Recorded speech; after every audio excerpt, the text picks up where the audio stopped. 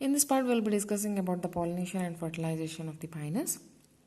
Pinus is anemophilous. In the sense, in pinus, pollination takes place with the help of wind. As we all know, the pollen grains are light-weighted, and after their dispersal, they remain suspended in the air for some time. At the same time, the nuclear beak of this ovule is going to disorganize, or it is going to break open, leading to formation of a viscous fluid. That viscous fluid is rich in sugars like fructose, glucose, and sucrose. That viscous sugary fluid is going to ooze out, and it is going to settle down at this micropyland.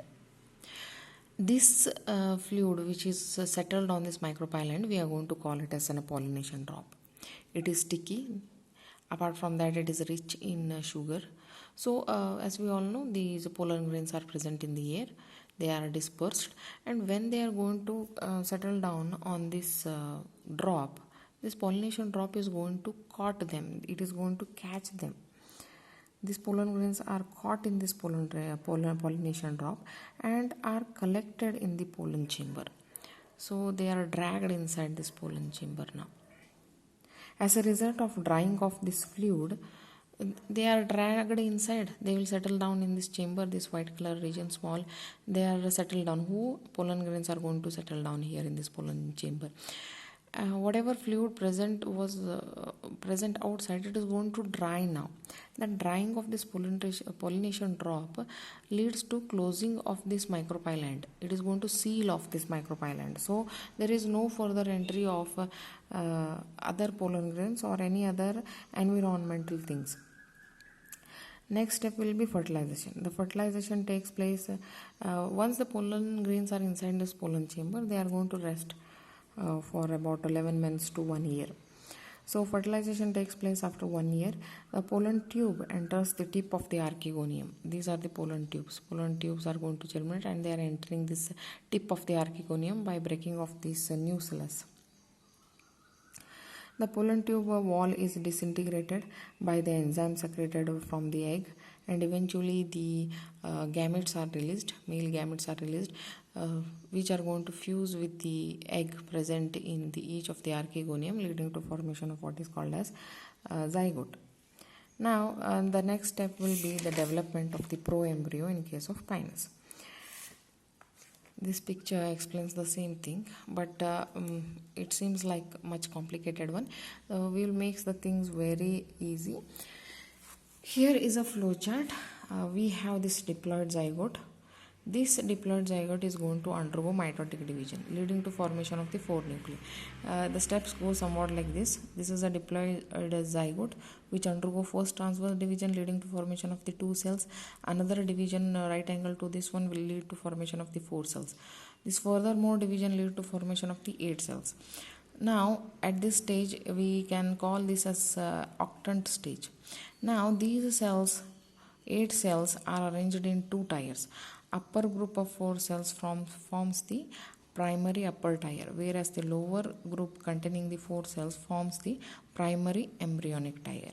So 2 groups are formed, upper and the lower. Upper is called as primary upper tier, whereas the lower is called as primary embryonic tier.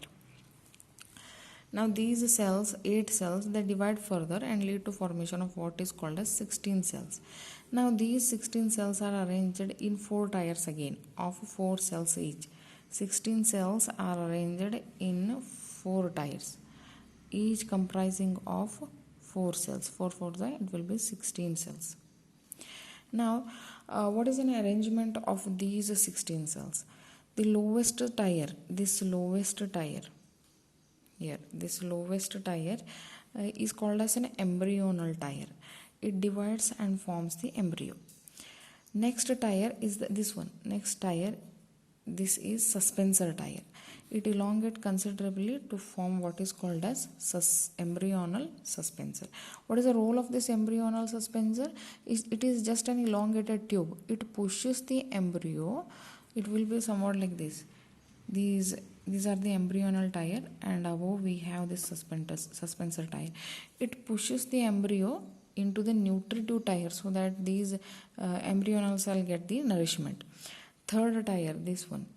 This third tier is known as dysfunctional suspensor or rosette tire, which is actually meristematic in nature, but it shows abortive meristematic activity in the sense these meristematic cells are like aborted in the sense they are like thrown out. It won't have any much functional activity. That's the reason they are called as abortive meristematic activity. This fourth tire is nutritive tire. It is going to provide nourishment. So these are the different steps involved in the development of pro-embryo in case of Pinus. This is the one. These are the embryos. This is the suspensor. These are the rosette meristematic cells which are abortive in nature. This is how the four different tires are. The embryonal tire followed by suspensor tire. Dysfunctional suspensor tire is nothing but this rosette tire only. Another name for this rosette tire, which is abortive meristematic in nature, but those meristematic cells are abortive. They have got no particular function. That's the reason the another name for them is called as dysfunctional suspensor. Last tire is nutritive tire. So this was a description regarding the development of pro-embryo in Pinus. Thank you.